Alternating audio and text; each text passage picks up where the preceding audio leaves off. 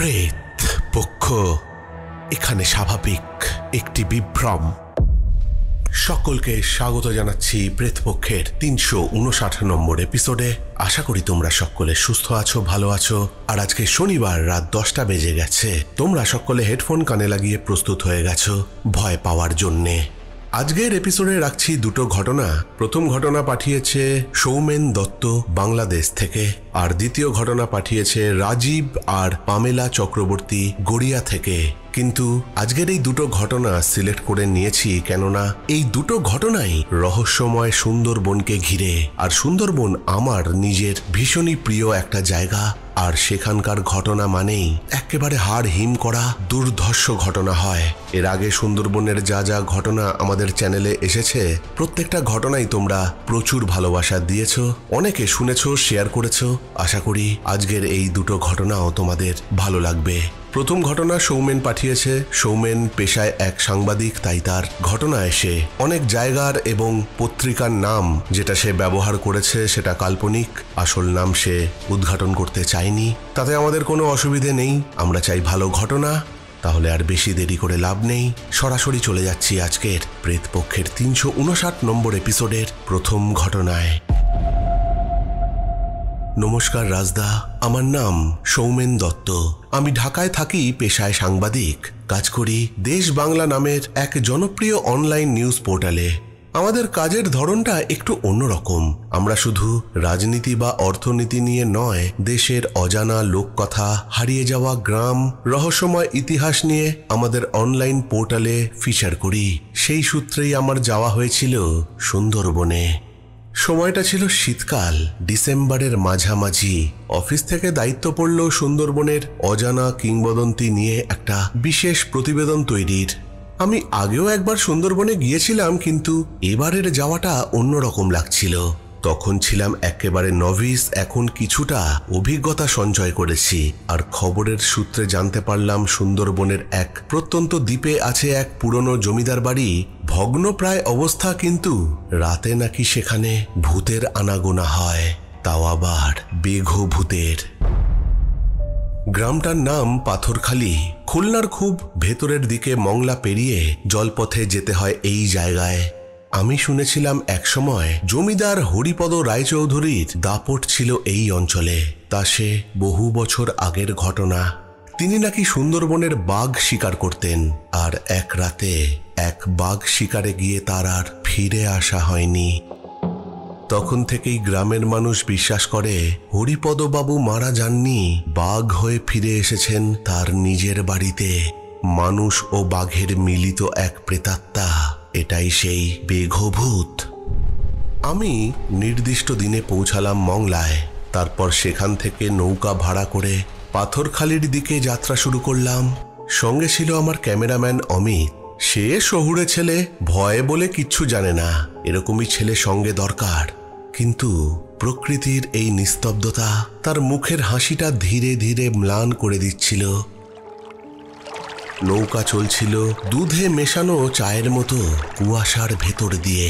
চারপাশে শুধু জলের গন্ধ, আর দূর থেকে মাঝে মাঝে শোনা যাচ্ছে ঢেউয়ের আওয়াজ, যেন কোনো বিশাল প্রাণী নিঃশ্বাস নিচ্ছে। মাঝ নদীতে নৌকাওয়ালা কাশেম চাচা বলল, বাবু, ওই দিকে ওই জমিদার বাড়ি, ভগ্ন প্রায় একেবারে, দূর থেকে দেখাই যায় না, রাতে কেউ যায় না সেখানে। আমি জিজ্ঞাসা করলাম, কেন? চাচা চোখ বড় করে বলল, রাত নামলে ওই বাড়ির উঠোনে বাঘ ঘোরে, কিন্তু সবাই জানে ও আসল বাঘ নয়। অমিত হেসে বলল, বাঘ বলে তো ভালো ছিল, এ কি তোমার সেই ভূত বাঘ নাকি? ভূত বাঘ হলে বড় ভয়, বাঘের মতো দেখতে আবার মানুষের মতো দু পায়ে হাঁটবে নাকি? অমিতের হাসিতে কাশেম চাচা এক ফোঁটাও বিচলিত হলেন না, শুধু বললেন, আপনারা শহরের লোক তাই হাসছেন, কিন্তু আমি নিজে দেখেছি ওই বাঘের চোখ লাল আগুনের মতো জ্বলে। ওকে দেখলে গায়ের চুল খাড়া হয়ে যায়। যদি আপনি তাকে দেখেন তাহলে এই হাসি আর হাসতে পারবেন না, বুঝেছেন? তার কণ্ঠে এমন এক দৃঢ়তা ছিল যে অমিত হাসলেও আমি হেসে ফেলতে পারিনি। সন্ধ্যা ঘনিয়ে এলো যখন আমরা পাথরখালি পৌঁছলাম। পুরো জায়গাটা জনশূন্য, শুধু কিছু ম্যানগ্রোভ গাছের ছায়া আর দূরে এক ভগ্নপ্রায় বাড়ি। খুব বড় নয়, কিন্তু আগে কতটা বড় ছিল সেটা আন্দাজ করা যায়। সেটাই সেই জমিদার বাড়ি। বাড়িটার গায়ে সময়ের দাগ, পুরু লতা গুল্মে ঢাকা দেওয়াল, ছাদের এক কোণ ভেঙে পড়েছে। সামনে একটা শুকনো পুকুর, পুকুর নয় ডোবা বলা যেতে পারে, তাতেও আবার শ্যাওলা জমে আছে। এখানে আগে বলা হয়নি, স্থানীয় এক গাইড যার নাম রবিউল, সে ছিল আমাদের সাথে। সে বলল, এই বাড়িতে কেউ থাকে না, মাঝে মাঝে বনের লোক আশ্রয় নেয়, বনকর্মী আর কি, কিন্তু সকালে কেউ থাকে না। আমি জিজ্ঞাসা করলাম, আপনি কি কখনো কিছু দেখেছেন? রবিউল মাথা নিচু করে বলল, আমি দেখিনি, তবে আমার মামা দেখেছিল। ওর সামনে দিয়ে একটা বড় বাঘ চলে গিয়েছিল একবার, কিন্তু বাঘ গেলে তো বাঘের পায়ের ছাপ থাকবে, সেই পায়ের ছাপ ছিল মানুষের। তারপর মামা জ্বরে পড়ে, বহুদিন লেগে যায় তার সেরে উঠতে। অমিত এই সময় বলল, চলো চলো দেখি ভূতটা কেমন। আমরা ট্রাইপড আর ক্যামেরা সেট করলাম বাড়ির উঠোনে। উঠোন বলতে কিছুই নেই, আন্দাজ করা যাচ্ছে যে এটাই হয়তো বাড়ির উঠোন হবে। রাতের বেলায় সেখানে শ্যুট করার প্ল্যান ছিল আমাদের। রাত 10টার সময় আমরা টর্চ আর ক্যামেরা নিয়ে উঠোনের এক কোণে বসে আছি।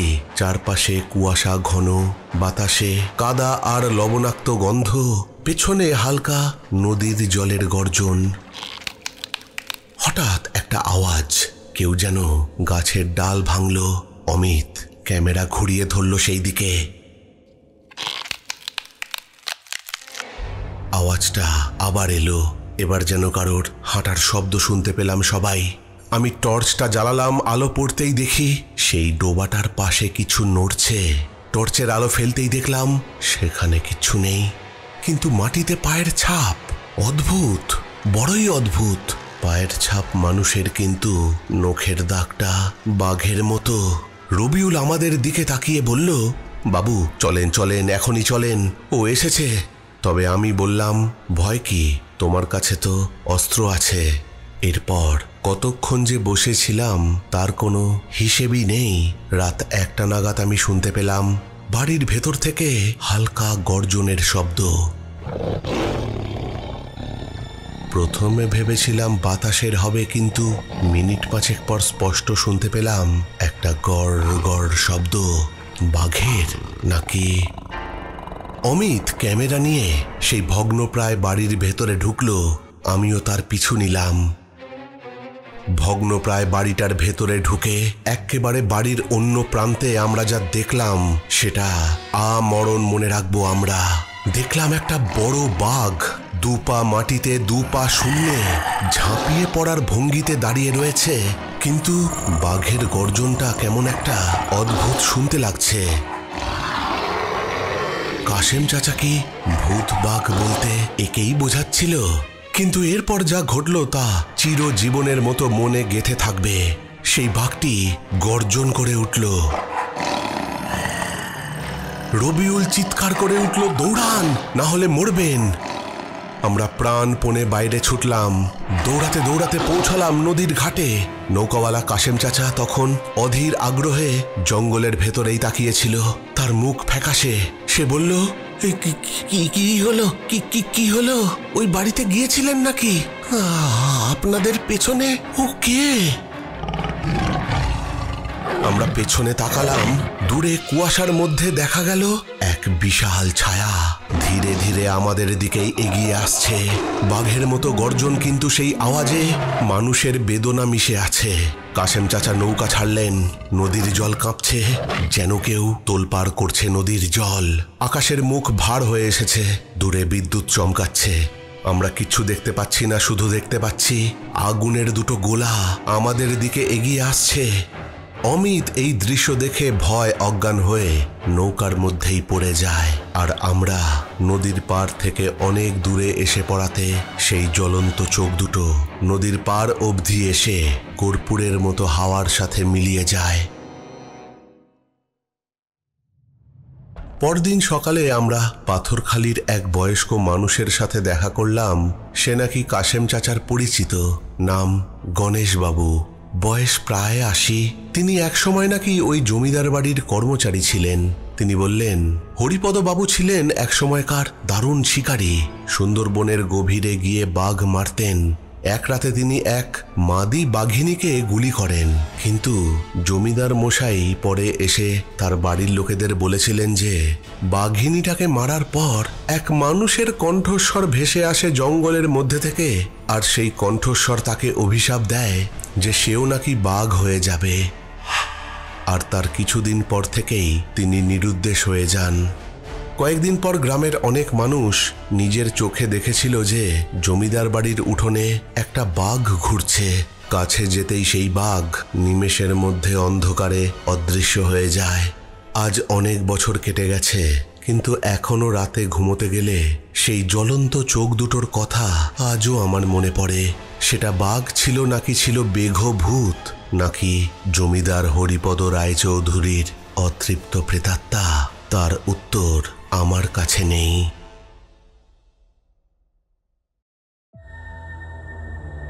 প্রেত পক্ষ এখানে স্বাভাবিক একটি বিভ্রম। অদ্ভুত একটা ঘটনা কিন্তু শুনলাম, সৌমেন আমাদেরকে পাঠিয়েছে। তোমরা কমেন্ট করে জানাবে যে তোমরা ঘটনাটা শুনে কি বুঝলে। বেঘ ভূত, আমি এই নামটা কিন্তু বহুবার শুনেছি, তবে ব্যক্তিগতভাবে আমি বলতে পারি যে সুন্দরবনে গিয়ে মাঝি, মল্লার, গাইড এদেরকে আমি বহুবার জিজ্ঞাসা করেছি, ইয়ার্কি ছলেই জিজ্ঞাসা করেছি যে এই যে এত সব জিনিস, আলেয়া, বেঘ ভূত আর সুন্দরবন নিয়ে যে নানান রকম ভৌতিক ঘটনা চারিদিকে রটে আছে, এগুলো কি সত্যি? তারা কিন্তু কেউই সেগুলোকে মিথ্যে বলে উড়িয়ে দেয়নি, বরং বলেছে সুন্দরবন অনেক রহস্যজনক। এখানে যে কি ঘটে আর কি ঘটে না সেটা সবার বোধ বুদ্ধির বাইরে। সুন্দরবনের আরেকটা ঘটনা আমাদের এপিসোডে আজকে আছে। ঘটনা পাঠিয়েছে রাজীব আর পামেলা চক্রবর্তী, গড়িয়া থেকে। তবে ঘটনায় যাওয়ার আগে বলতে চাই যে তোমরাও যদি এরকম ঘটনা আমাকে পাঠাতে চাও তাহলে পাঠিয়ে দিতে পারো আমাদের প্রেতপক্ষের অফিসিয়াল ইমেল আইডিতে pretpokho@gmail.com। ঘটনা পাঠাতে পারো আমাদের প্রেতপক্ষের ফেসবুক পেজ ইনবক্সে। সব থেকে সহজ উপায় হচ্ছে হোয়াটসঅ্যাপ করা। হোয়াটসঅ্যাপে তোমরা ঘটনা টেক্সট বা ভয়েস করে পাঠিয়ে দিতে পারো। হোয়াটসঅ্যাপ নাম্বার হচ্ছে 9432129921। তবে ঘটনা পাঠাবার আগে একটা জিনিসই দেখে নেবে যে সেই সব ঘটনা যেন অন্য কোনো সোশ্যাল মিডিয়া প্ল্যাটফর্ম থেকে তুলে নেওয়া বা কপি করে নেওয়া ঘটনা যেন না পাঠিয়ে দাও, কেননা কপিড কন্টেন্ট শোনালে কপিরাইট ক্লেম আসবে, আর কপিরাইট ক্লেম এলে আমাকে সেই ভিডিও বা সেই এপিসোড ডিলিট করে দিতে হবে। রিসেন্টলি একটা ঘটনা, কিন্তু আমি নাম উল্লেখ করছি না তার, কিন্তু একটা অন্য চ্যানেলে হয়ে যাওয়া ঘটনা কিন্তু পাঠিয়েছো। দেখো, যেহেতু আমরা ইউটিউবে একসাথে কাজ করি, অনেকেই আমরা একে অপরকে কপিরাইট দিই না, এইটুকু আন্ডারস্ট্যান্ডিং আমাদের মধ্যে আছে। তবে যদি কপিরাইট আসে, প্রত্যেক এপিসোডেই বলি যে কপিরাইট আসলে কিন্তু সেই ভিডিও বা সেই এপিসোড আমি ডিলিট করে দিতে বাধ্য হব। চলে যাব আজকের দ্বিতীয় ঘটনায়। দ্বিতীয় ঘটনা পাঠিয়েছে রাজীব আর পামেলা চক্রবর্তী। এনারা দুজনেই হাজব্যান্ড ওয়াইফ। সুন্দরবনে বেড়াতে গিয়ে একটা মাঝির থেকে একটা ঘটনা শুনেছিলেন এরা দুজনে। সেই ঘটনাই উনি আমাকে লিখে পাঠিয়েছেন, খুব সুন্দর করে গুছিয়ে লিখে পাঠিয়েছেন। বেশি দেরি না করে চলে যাচ্ছি আজকের প্রেতপক্ষের 359 নম্বর এপিসোডের দ্বিতীয় ঘটনায়। সেই রাতে সুন্দরবনের বুক চিরে যখন হাওয়ার মধ্যে লবণাক্ত জলের গন্ধ ভেসে আসছিল, আমি তখন বসেছিলাম হোটেলের বারান্দায়। নদীর ওপারে জলের ওপর চাঁদের আলোটা কেমন সাদা ধোঁয়ার মতো ছড়িয়ে পড়ছিল। আমিও আমার স্ত্রী পামেলা এসেছিলাম সুন্দরবনে দিন দুয়েকের ট্যুরে। আমরা থাকছিলাম গোসাবার কাছেই একটা ছোট্ট হোটেলে। হোটেলটা ছোট কিন্তু বেশ সুন্দর। সেখানে বেয়ারার কাজ করত একটা মানুষ যার নাম মধু মাঝি। মধু মাঝির গায়ের রংটা খয়েরি, চেহারায় গভীর ক্লান্তির ছাপ, কিন্তু চোখে একটা অদ্ভুত জ্যোতি। প্রথম দিন থেকেই ওর মধ্যে একটা কৌতূহল জাগানো ব্যাপার খেয়াল করেছিলাম। দ্বিতীয় দিন রাতে খাওয়ার পর আমি হোটেলের বাইরে বসে চা খাচ্ছিলাম। দূরে বনের অন্ধকারে কোথাও একটা বুনো পাখির ডাক মাঝে মাঝেই চারিদিক কাঁপিয়ে দিচ্ছিল। ঠিক তখনই মধু মাঝি এসে বলল, বাবু, সুন্দরবনের আলেয়ার কথা শুনেছেন কোনো দিন? এখানে আগে বলা হয়নি যে মধু মাঝিকে আমি মাঝে মধ্যেই বলছিলাম যে তোমার সঙ্গে ঘটা কোনো অভিজ্ঞতা বা ঘটনার কথা বলতে। সে হঠাৎ করে এসে এই কথা বলাতে আমি হেসে বললাম, আলেয়া মানে জলজ ভূত নাকি?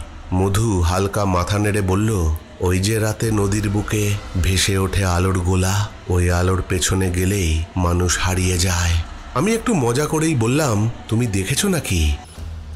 ওর চোখে তখন এক রাশ ভয় আর পুরনো স্মৃতির ছায়া। নিচু গলায় বলল, দেখেছি বাবু, শুধু আমি না, আমার সাথে আরো দুজন ছিল। তারা দুজনেই এখন মানসিক ভারসাম্যহীন। আমার শরীরের ভেতরটা হঠাৎ কেমন শীতল হয়ে গেল। আমি বললাম, পুরো ঘটনাটা বলো তো মধু। মধু চুপ করে বসে রইল কিছুক্ষণ, তারপর ধীরে ধীরে শুরু করলো তার জীবনে ঘটে যাওয়া এই ঘটনাটা। মধুর জবানিতে ঘটনাটা বলছি। বছর 5 আগের ঘটনা। আমি তখনও হোটেলে কাজ নিইনি, পুরোপুরি মাঝিরই কাজ করতাম। রোজ রাতে জাল ফেলে মাছ ধরতাম। সেই রাতেও গিয়েছিলাম আমি আর আমার 2 সঙ্গী নিতাই আর শম্ভুকে নিয়ে। চাঁদের আলো মিশে নদীর বুকটা কেমন সাদা হয়ে উঠেছিল। বাতাসে একটা অদ্ভুত নিস্তব্ধতা। আমরা 3 জনই নৌকায় চুপচাপ বসে জাল ফেলছিলাম। হঠাৎ দেখি নদীর মাঝখানে একটু দূরে কেমন একটা নীলচে আলো জ্বলে উঠল। ছোট্ট গোল একটা আলো, ঠিক লণ্ঠনের মতো। নিতাই ওই আলো দেখে বলল, ওই দেখো আলেয়া, চলো দেখি কাছে গিয়ে। আমি তখন বলেছিলাম, না রে, এসবের কাছে যাস না। আমার দাদাও একবার গেছিল আলেয়ার পেছনে, কিন্তু সে আর ফিরে আসেনি। শম্ভু হাসতে হাসতে বলল, ধুর, তোমার দাদা তো জলে ডুবে মারা গিয়েছিল। আলেয়া আবার মানুষ খায় নাকি? আমরা তো জানতাম আলেয়া মানে ভুতুরে আলো, মরা মাঝিদের আত্মা নাকি ওগুলো। এইসব কথা শুনেও আমি মানা করলাম ওদেরকে সেই আলোর দিকে যেতে। তবু কৌতূহল নিতাই আর শম্ভুকে যেন ছেঁকে ধরেছিল।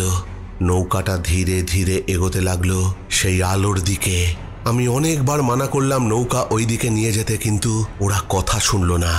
জলের ওপর আলোর প্রতিফলনটা এমন ছিল যেন কেউ নিচ থেকে লণ্ঠন ধরে আছে।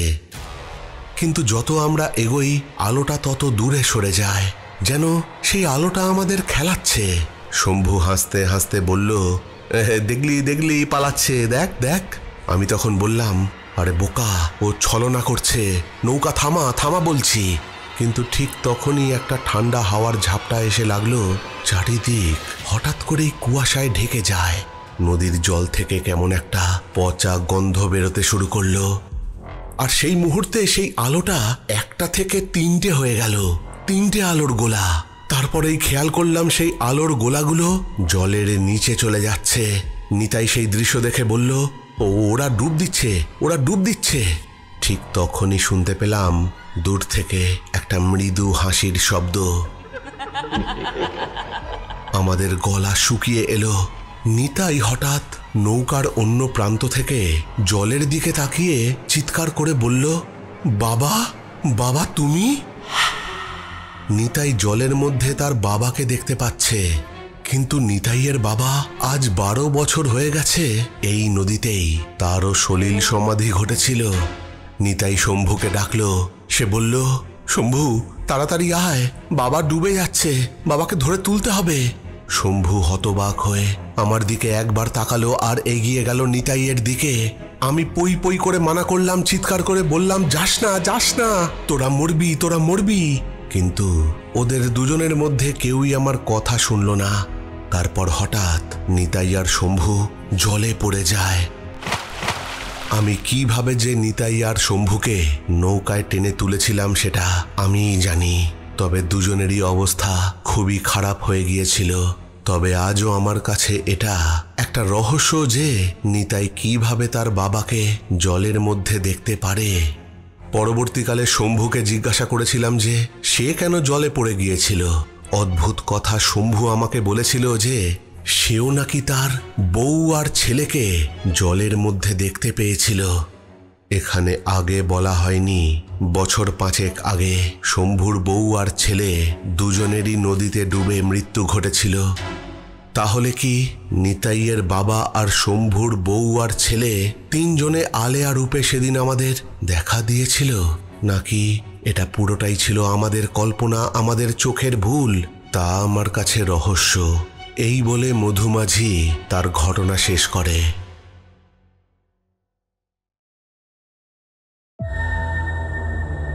প্রেত প্রেতপক্ষ এখানে স্বাভাবিক একটি বিভ্রম। অদ্ভুত একটা ঘটনা কিন্তু শুনলাম। সুন্দরবনের আলেয়া নিয়ে কিন্তু প্রচুর ঘটনা রয়েছে, আমাদের এই চ্যানেলেও আরো ঘটনা আছে, তোমরা পারলে শুনে নিতে পারো। ঘটনাটা কেমন লাগলো অবশ্যই কমেন্ট করে জানাবে। আর তোমাদেরকে বলতে চাই যে কপি করা কন্টেন্ট তোমরা পাঠিও না। এর আগের সপ্তাহে কি তার আগের সপ্তাহে একটা এরকমই কপিড কন্টেন্ট এসেছিল আমাদের চ্যানেলে। আমাকে অনেকেই হোয়াটসঅ্যাপ করে জানিয়েছে যে এই ঘটনা আগে অন্য চ্যানেলে হয়ে গেছে। অনেকেই আমাকে জানায়, কেননা ইউটিউবে এখন এতটাই কম্পিটিশন যে কপিড কন্টেন্ট শোনালেই কপিরাইট এসে যায়। তাই একটু তোমরা ঘটনা দেখে পাঠিও। আমি ঘটনা পাঠাতে বলি মানেই হচ্ছে যে কোনো ঘটনা তোমরা পাঠিয়ে দেবে এরকমটা করো না, তোমাদেরকে রিকোয়েস্ট করছি। তোমাদের নিজে থেকে জানা, নিজে থেকে কোথাও শোনা এরকম কোনো ঘটনা থাকলেই তবে পাঠিও। চলে এসেছি একেবারে এপিসোডের শেষে, চলে যাব একটু শাউট আউটের দিকে। কমেন্ট করেছে নিবেদিতা হালদার কর, লিখেছে জানি খুব ভালো হবে এই এপিসোড। কমেন্ট করেছে সুদেশনা সিনহা রয়, লিখেছে প্রথম ঘটনাটা ইউনিক আর দুর্দান্ত ছিল, দ্বিতীয় ঘটনাটাও ভয়ের হলেও ভালো লাগলো।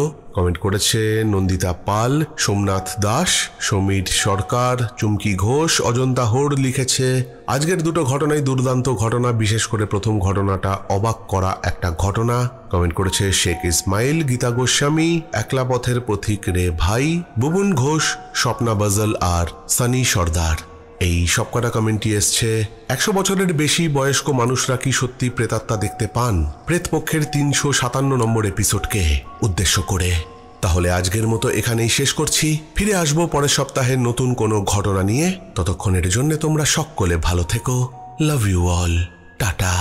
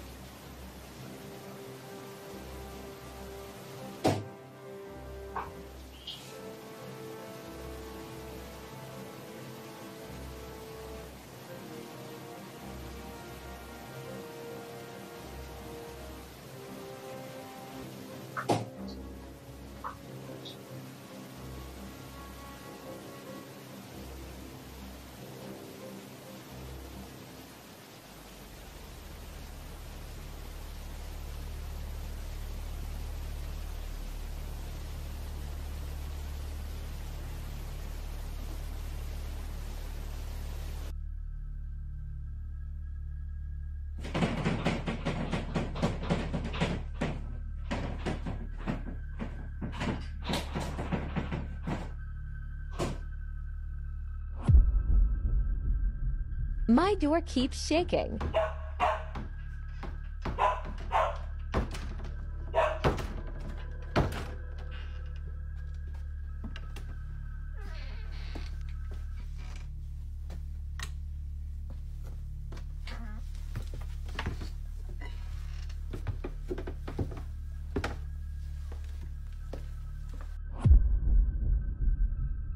Leave. Stop. You gotta go. Shh, shh, shh, shh. Calm down. What are you? Stop.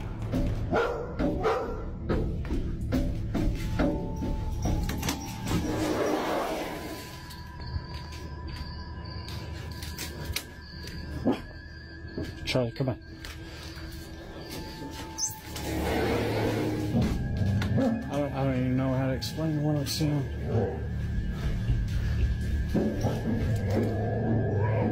Holy hell.